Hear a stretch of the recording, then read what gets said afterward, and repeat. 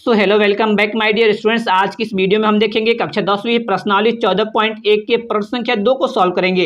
इसलिए आप लोग इस वीडियो को पूरा जरूर देखिएगा। मैं आपको 100% इस प्रश्न को समझाने का गारंटी देता हूं। अगर आप अभी तक प्रश्न संख्या 1 का हल नहीं देखे हो तो उस वीडियो का लिंक इस वीडियो के डिस्क्रिप्शन बॉक्स में मिल जाएगा, वहां से आप प्रश्न संख्या 1 का हल देख सकते हैं। ठीक है, आइए हम इस प्रश्न को सॉल्व करते हैं। इस प्रश्न में बोला जा रहा है कि किसी फैक्ट्री के 50 श्रमिकों की दैनिक मजदूरी के निम्नलिखित बंटन पर विचार कीजिए। यहाँ पर एक बंटन बनाया गया है। एक में लिखा गया है कि दैनिक मजदूरी रुपये में, यानी यह इसमें जो दिया हुआ है वह मजदूरी है किस चीज़ में, रुपया में। और इसमें क्या लिखा हुआ है कि श्रमिकों की संख्या यानी कि मजदूरों की संख्या, यहाँ पर मजदूरों की संख्या लिखा हुआ है। और आगे इसमें क्या बोला जा रहा है कि बोला जा रहा है कि एक उपयुक्त विधि का प्रयोग करते हुए इस फैक्ट्री के श्रमिकों की माध्य दैनिक मजदूरी ज्ञात कीजिए। हमें क्या ज्ञात करने के लिए बोला जा रहा है? इस प्रश्न में हमें इस प्रश्न में बोला जा रहा है कि इस फैक्ट्री के श्रमिकों की माध्य दैनिक मजदूरी ज्ञात कीजिए। यानी कि हमें क्या ज्ञात करना है? माध्य ज्ञात करना है। इस प्रश्न में क्या ज्ञात करना है? माध्य ज्ञात करना है। ठीक है, माध्य ज्ञात करने के लिए कभी कभी डायरेक्ट बोल देता है, कभी कभी ये सब प्रश्न लिखता है। ठीक है, तो अगर आप डायरेक्ट बोलेगा तभी वही प्रोसीजर होगा माध्य बनाने का, और इस तरह से प्रश्न में देकर बोलेगा तभी वही प्रोसीजर होगा माध्य निकालने का। ठीक है, तो आप लोग इस वीडियो को पूरा जरूर देखिएगा। मैं आपको 100% समझाने की गारंटी देता हूँ। सबसे पहले हम समझते हैं कि माध्य निकालने का सूत्र होता क्या है।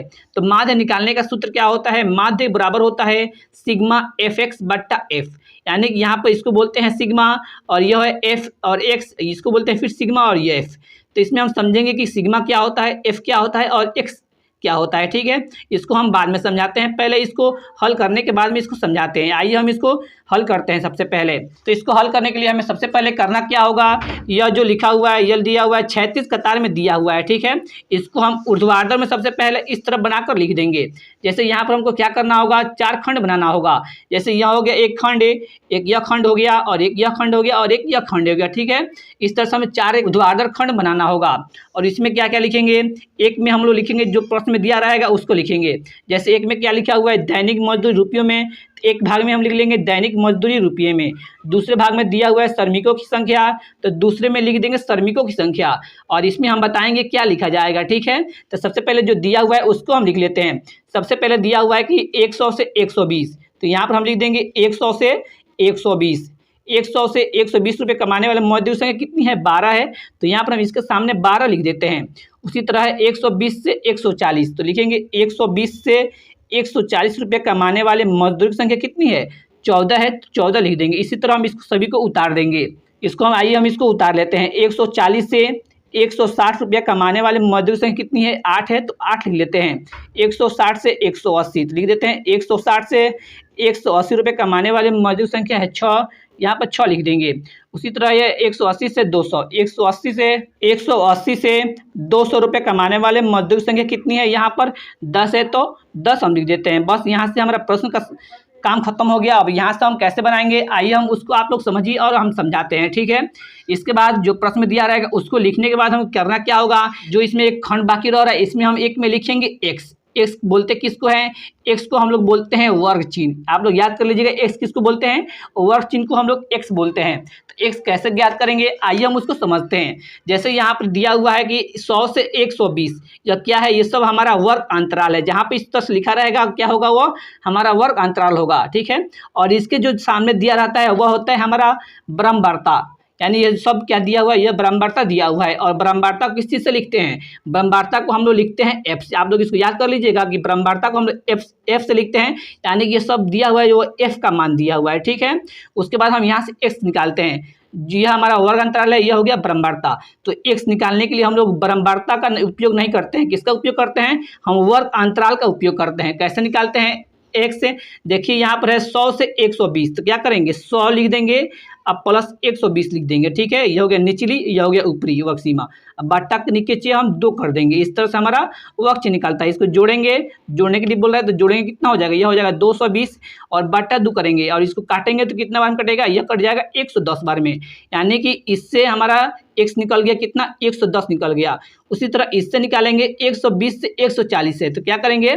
120 लिखेंगे, अब प्लस 140 करेंगे, और सब में बट्टा 2 करेंगे, सब में बट्टा 2 करेंगे। ठीक है, ये हमारा फॉर्मूला होता है वर्ग चिन्ह निकालने का।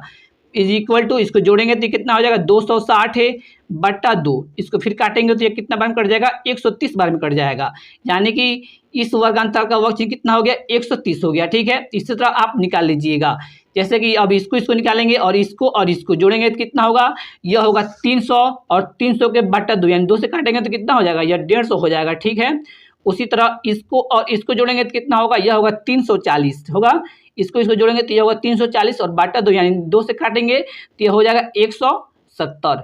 उसी तरह इसको और इसको जोड़ेंगे तो यह हो जाएगा 380। ठीक है, और 2 से काटेंगे तो कितना हो जाएगा 190 बार में कट जाएगा। उसके बाद एक यह खंड बच रहा है तो इसमें हम लोग क्या लिखेंगे, इसमें हम लोग लिखेंगे एफ एक्स यानी कि एफ और एक्स को गुना करके इसमें लिखेंगे, यानी इसमें और इसमें हम गुना करके इस खंड में लिखेंगे। ठीक है, आइए हम इसको गुना करते हैं। यहाँ पर है 12 और 110, 12 और 110 को गुना करके किस में लिखेंगे, एफ एक्स में लिखेंगे। आइए इसको गुना करते हैं, 110 है तो 110 लिख देते हैं और 12 से गुना करके लिखते हैं, 12 से गुना करके लिखते हैं। जैसे 2 को 0 बार में गुना करेंगे तो 0 होगा, 2 एक कम हो जाएगा 2, 2 अंजर हो जाएगा 2। ठीक है, फिर 1 में 0 से करेंगे तो ये हो जाएगा 0, फिर 1 में 1 से करेंगे तो ये होगा 1, फिर 1 में 1 से करेंगे तो ये होगा 1। ठीक है, ये 1 अंजर 1, इसको जोड़ देंगे 0 2 3 1, ये कितना हो जाएगा 1320 हो जाएगा, तो यहाँ पर 1320 लिख देंगे। ठीक है, उसी तरह क्या करेंगे, इसको और इसको गुना करके लिखेंगे, सामने सामने गुना करके इसमें लिखा जाता है। आइए हम इसको लिखते हैं, इसको गुना करेंगे तो कितना होगा 14, यहीं 42 के 2 हो जाएगा हासिल 4, 14 4 हो जाएगा 18, इसमें 0 लगा देंगे। ठीक है, इसको गुना करेंगे तो ये हो जाएगा 1820। उसी तरह इसको गुना करेंगे, ये कितना हो जाएगा 15 8 हो जाएगा 120 से, और एक 0 पहले से तो 0 लगा देंगे। फिर उसी तरह इसको और इसको गुना करेंगे, यह कितना होगा 17 छक्के हो जाएगा 102, 102 लिखेंगे और इसके साथ 0 है तो 0 लगा देंगे। उसी तरह इसको करेंगे, यह कितना हो जाएगा 1900 हो जाएगा गुना करने पर। ठीक है, उसके बाद हमें क्या करना होगा, उसके बाद हम f और x को जोड़ेंगे, इसको जोड़ेंगे। आइए हम जोड़ते हैं, 0 0 0 0 0 हो जाएगा। ठीक है, अब इसको जोड़ते हैं, 2 2 4 और 2, यह हो जाएगा 6।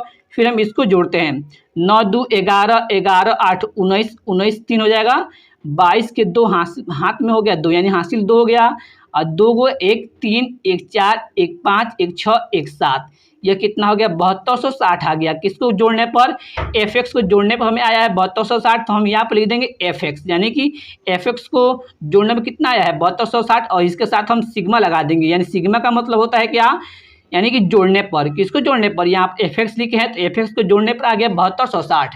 उसी तरह हम एक्स को नहीं जोड़ेंगे। ठीक है, आप एक्स को मत जोड़िएगा, एक्स का कोई काम नहीं है। अब एफ को जोड़ेंगे, एफ का हमें काम है तो एफ का जोड़ते हैं। आइए हम जोड़ते हैं, इधर है 0 6 है और 8 6 14 और 4 18, 18 2 हो जाएगा 20, हाथ में हो गया 2, 2 1 3 3 1 4 और 1 5, कितना हो जाएगा 50 हो जाएगा। या एफ को जोड़े हैं तो लिखेंगे बराबर में एफ और इसके साथ क्या लगा देंगे सिग्मा, यानी कि सिग्मा का मतलब होता है जोड़ने पर। यहाँ पर लिखे हैं एफ, यानी एफ को जोड़ने पर हमें आया है 50। तो हमें निकालना क्या है, हम यहाँ पर प्रश्न में दिखाए हुए थे, अब क्या निकालना है, इस प्रश्न में माध्य निकालना है। ठीक है, तो माध्य निकालेंगे कैसे, इसके बाद हम माध्य निकाल देंगे। तो सबसे पहले क्या लिखेंगे, हम माध्य का सूत्र लिखेंगे। तो माध्य निकालने का सूत्र क्या होता है, माध्य निकालने का सूत्र होता है माध्य equal to sigma F X बट्टा सिग्मा एफ। आप लोग इसको याद कर लीजिएगा, माध्य निकालने का सूत्र क्या होता है सिग्मा एफ एक्स बट्टा एफ। इसको हम मान रखते हैं बराबर सिग्मा एफ एक्स। तो यहाँ पर लिखे हैं सिग्मा एफ एक्स का मान कितना है 7260, तो लिख देंगे 7260 और बट्टा है तो बट्टा दे देंगे, और सिग्मा एफ का मान कितना है, यहाँ पर सिग्मा एफ का मान 50 है तो यहाँ पर 50 लिख देंगे। उसके बाद क्या करेंगे, इसको हम काट देंगे। जैसे यहाँ से 0 से 0 कट जाएगा और यह नहीं कटेगा, कितना हो जाएगा हमारा बच जाएगा, यह कितना हो जाएगा इज इक्वल टू 726 बट्टा 5। आप इसको पॉइंट में तोड़ सकते हैं। ठीक है, चाहिए हम इसको पॉइंट में तोड़ कर तब आंसर लिखते हैं, आप इतना भी छोड़ सकते हैं लेकिन पॉइंट में तोड़ दिएगा तो और बढ़िया रहेगा। आइए हम इसको तोड़ देते हैं। जैसे यहाँ पर है 726 बट्टा 5, बट्टा के नीचे का मतलब होता है कि नीचे वाला से ऊपर में भाग दिया जाता है। नीचे है 5 और ऊपर है 726, यानी इसमें हम भाग देंगे। आइए हम भाग देते हैं, पहले 5 1 हो जाएगा 5, इन दोनों घटाएंगे तो 2 और इस 2 को यहाँ पर उतारेंगे तो यह हो जाएगा 5 चुके, 20 से घटाएंगे तो यह होगा 2 और इस 6 को यहाँ पर उतारेंगे तो कितना हो जाएगा 26, तो यह हो जाएगा 50, 25 लिख देंगे। फिर इसको माइनस करेंगे तो यह हो जाएगा कितना 1, और वो खत्म हो गया तो पॉइंट लगा के यहाँ पे एक 0 लगा देंगे और ये हो जाएगा 5 दूनी 10। कितना आ गया हमारा, भाग करने पर एक आया हुआ है 145.2। तो यहाँ पर हम बराबर देके क्या लिख देंगे 145 0.2 यहाँ पर हम लोग माध्य निकाले हैं तो माध्य लिख देंगे। और किस चीज़ का निकाले हैं हम लोग? मजदूरी का निकाले हैं। क्या लिखा हुआ था हमारे प्रश्न में लिखा हुआ था माध्य दैनिक मजदूरी ज्ञात कीजिए। क्या निकालना था हमें? मजदूरी का माध्य निकालना था, तो यहाँ पर हम लिख देंगे मजदूरी। उसके बाद क्या कर देंगे, यहाँ पर हम हमारा यही हो जाएगा आंसर और यहाँ पर आंसर लिख देंगे। तो उम्मीद करता हूँ कि आपको यह वीडियो पसंद आया होगा और 100% आपको समझ में आया होगा। ठीक है, अगर वीडियो पसंद आए तो वीडियो को लाइक करें और चैनल पर नए हैं तो चैनल को सब्सक्राइब करें। ठीक है, तो thanks for watching this video.